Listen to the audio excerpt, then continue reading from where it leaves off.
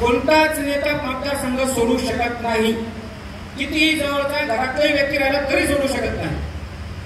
परंतु 8 दिवसापासून दादा माझ्यासोबत मंत्रालयामध्ये आहेत.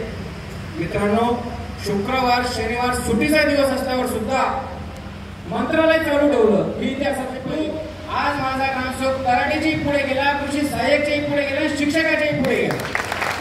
होणार एवढंच फक्त होतं. तुम्ही बाकीचं काय केलं ते काही सांगू नका, पण हे काय केलं ते सांगा. आणि मित्रांनो, आणि खऱ्या अर्थाने राज्याचं अध्यक्ष पद ज्यावेळेस मी घेतलं तर ते पद घेण्याचा उद्देशच हा होता.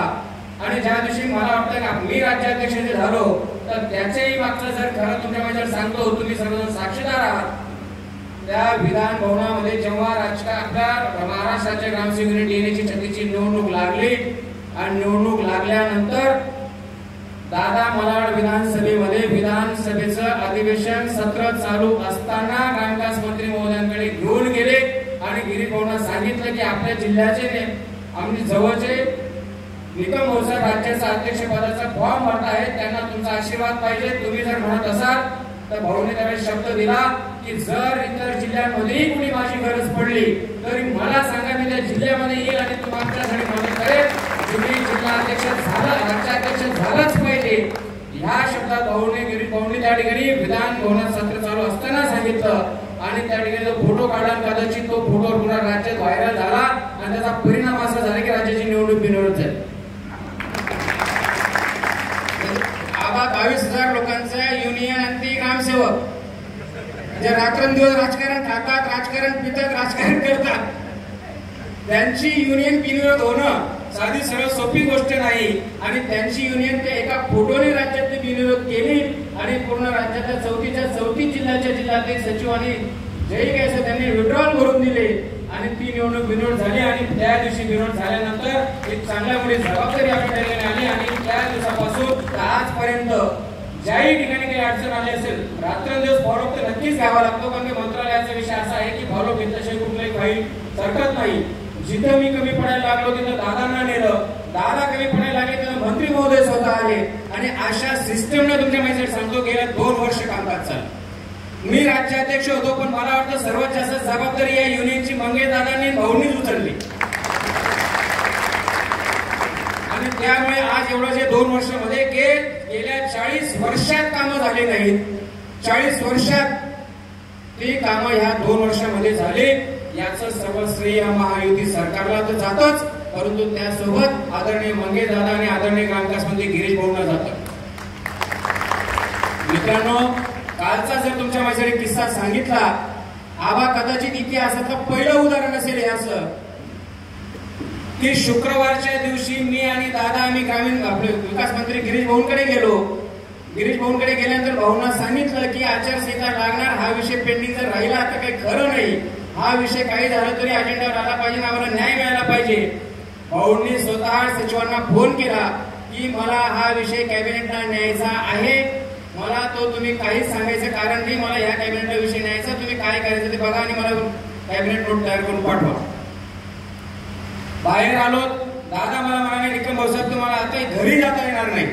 म्हटलं दादा मी 6 महिन्यापासून झोपलो, तिथं घरी जायचा विषयच कुठे. या मुंबईला जाऊन घेतलेलं आहे, कारण की सर्वात महत्वाचं दादाही थांबलेत, मी थांबलो. बघा विचार करा, आज 15 दिवसावर लोक आचारसंहिता लागते, म्हणजे ही साधी सरळ सोपी गोष्ट नाही. 15 दिवसामध्ये विधानसभेची आचारसंहिता लागते. मतदारसंघात थांबणं त्यांचं गरजेचं असताना माझ्यासोबत 8 दिवसापासून मंगेश दादा मंत्रालयामध्ये. तीव्रता बघा, कोणताच नेता मतदारसंघ सोडू शकत नाही, किती जवळचा घरातलाही व्यक्ती राहिला तरी सोडू शकत नाही. परंतु 8 दिवसापासून दादा माझ्यासोबत मंत्रालयामध्ये आहेत. मित्रांनो, शुक्रवार शनिवार सुट्टीचा दिवस असल्यावर सुद्धा मंत्रालय चालू ठेवलं. ही इतिहासाची पहिली गोष्ट. शनिवारी सुट्टी असताना सेक्रेटरी बसले, डेप्युटी सेक्रेटरी बसले, डेस्क ऑफिसर बसले. सकाळच्या 10 वाजेपासून तर रात्री 10 पर्यंत कॅबिनेट नोट तयार केली. 10 वाजता चीफ सेक्रेटरीना फॉरवर्ड केली आणि नेमका रविवार आला. रविवारच्या दिवशी दादांना मी घरी आलो. घरी आल्यानंतर पुन्हा सोमवारी कॅबिनेट असल्यामुळे दादांना म्हणलं दादा सोमवारी कॅबिनेट आहे, पुन्हा रात्री दादा दादांनी काहीच विचार नाही केला. रात्री विदर्भाला दादांनीच तिकीट टाकले आणि विदर्भाला रात्री दोघं जण बसलो आणि पुन्हा मंत्रालयात गेलो. 6 वाजता उतरलो आणि आता आपल्याला झोपता येणार नाही. 6 वाजेपासून तर 10 वाजेपर्यंत दोघं जण गप्पा मारत बसलो आणि फ्रेश झालो आणि आदरणीय फडणवीस साहेबांकडे गेलो. फडणवीस साहेबांकडे गेल्यावर दादांनी सांगितलं की साहेब, राज्यातला 22,000 लोकांचा हा विषय आहे आणि कोणत्याही परिस्थितीमध्ये या विषयाला कॅबिनेटला हा विषय आला पाहिजे. फडणवीस साहेबांनी सांगितलं की 100% मी विषय घेतो, टेन्शन घेऊ नका. एवढ्याही थांबलो नाही, पुन्हा ग्रामविकास मंत्री महोदयांकडे आलो आणि ग्रामविकास मंत्री महोदयांकडे आल्यापासून गेल्याने कॅबिनेट पर्यंत तिथे आले आणि कॅबिनेट मध्ये आल्यानंतर त्या मिनिटाला त्याच गाडीमधून मंत्री महोदयांना, दोघं उपमुख्यमंत्र्यांना, मुख्यमंत्री महोदयांना, चीफ सेक्रेटरीना आणि ग्रामविकास सेक्रेटरीना फोन लावून घेतले. विषय अजेंड्यावर टाकून घेतला. विषय घ्यायला लावला. मित्रांनो, कॅबिनेट नोटवर विषय असा असतो, कॅबिनेट नोटला जर विषय यायचा असेल तर मुख्य सचिवाची सही झाल्यानंतर वित्तमंत्र्यांची सही घ्यावी लागते, फडणवीस साहेबांची, उपमुख्यमंत्र्यांची सही घ्यावी लागते, सीएमची सही होते आणि मग अजेंड्यावर विषय येतो. या सह्या नसताना अजेंड्यावर विषय आला हे लक्षात येतं. आणि त्या ठिकाणी विषय आल्यानंतर आदरणीय आपले गिरीश भाऊंनी, ग्रामविकास मंत्री महोदयांनी स्वतः हा फाईल हातात घेऊन त्या फाईलवर 4 मंत्र्यांच्या सह्या घेतल्या आणि तो ऐनवेळच्या विषयात आला आणि आज सोन्याचा दिवस उजाडला. आज तुमच्या मैत्रिणी सांगतो, जेव्हा रात्री दादांनी जेव्हा भाऊंना सांगितलं की हे कामाचं स्वरूप कसं झालं, तेव्हा भाऊ आवाज झाले की ह्या कामामुळे इतकं अशा प्रकारचं हे काम होतं. म्हटले हे अशाच प्रकारचं काम होतं, कारण आज माझा ग्रामसेवक आबा एकही 22,000 ग्रामसेवकांपैकी एकही ग्रामसेवकाला लाभ मिळाला नाही असं नाही. प्रत्येकाच्या पगारामध्ये 2,000 पासून तर 5,000 पर्यंत वाढ होते.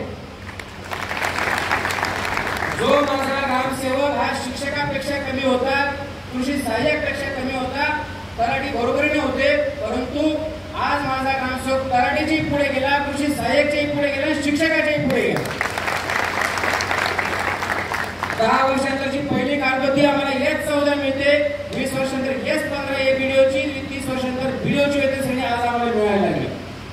आज तलाठ्याला फक्त येस 12 मिळते, तिथं आम्ही येस 14 घेतो. कृषी सहाय्यक येस 13 घेतात आणि आता येस 14 जाऊन बसतो. आज 30 वर्षांतर आम्ही येस 20 ला जाऊन बसलो, कृषी सहाय्यक येस 17 अडकले.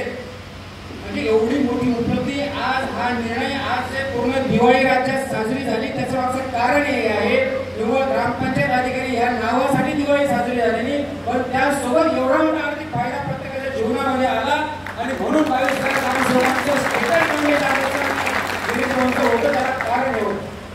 आणि इतकं मोठं काम आपल्या माध्यमातून केलं. आणि मलाही आता मी राज्याला सांगितलं की आज ज्या दिवशी राज्याध्यक्ष झालो त्या दिवशी जो मी अजेंडा सेट केलेला होता तो अजेंडा 100% पूर्ण झाला. आता एक विषय राहिलाय, तोही येणाऱ्या कॅबिनेटला आहे, जो 1 नोव्हेंबर 2005 पूर्वी जाहिरात निघालेला माझ्या बांधवांना जुनी पेन्शन लागू करायचा, तोही पुढच्या कॅबिनेटचा विषय आहे.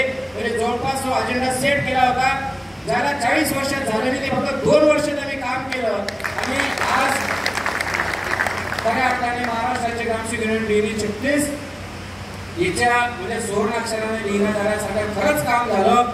खूप वर्ष खूप लोकांनी तप केलं, तपश्चर्या केली, परंतु कदाचित माझ्या मंगेश दादांच्या आणि गिरीश भाऊंच्या नशिबात असेल की याचं श्रेय आम्हाला तिघांना मिळावं, म्हणून कदाचित आई जगदंबेने ते निश्चित केलं असेल आणि त्या पद्धतीने मला वाटतं हे झालं. नक्कीच हा प्रवास साधा नाही.